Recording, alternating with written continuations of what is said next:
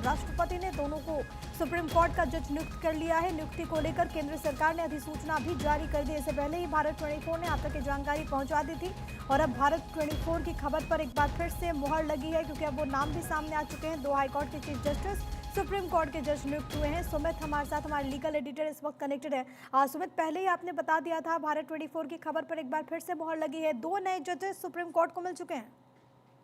जी बिल्कुल, देखिए 2 high court के चीफ जस्टिस जो हैं वो सुप्रीम कोर्ट के जज नियुक्त होंगे।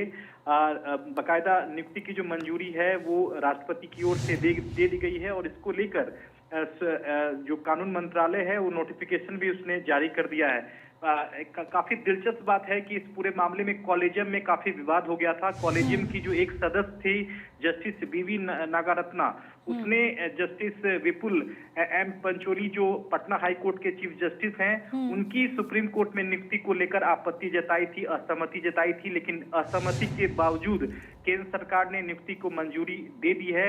आज सुबह ही भारत 24 ने खबर चलाई थी कि केंद्र सरकार इस नियुक्ति का विरोध नहीं करेगी और मंजूरी दे देगी।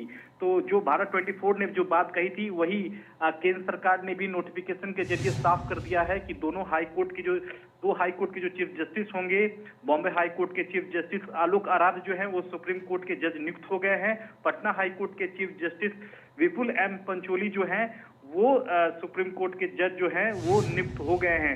अब शपथ ग्रहण समारोह जो है वो शुक्रवार को हो सकता है, क्योंकि कल कॉन्स्टिट्यूशन बेंच है, उसके बाद शुक्रवार को इन दोनों जज जो है वो सुप्रीम कोर्ट के जज के तौर पर शपथ ले लेंगे।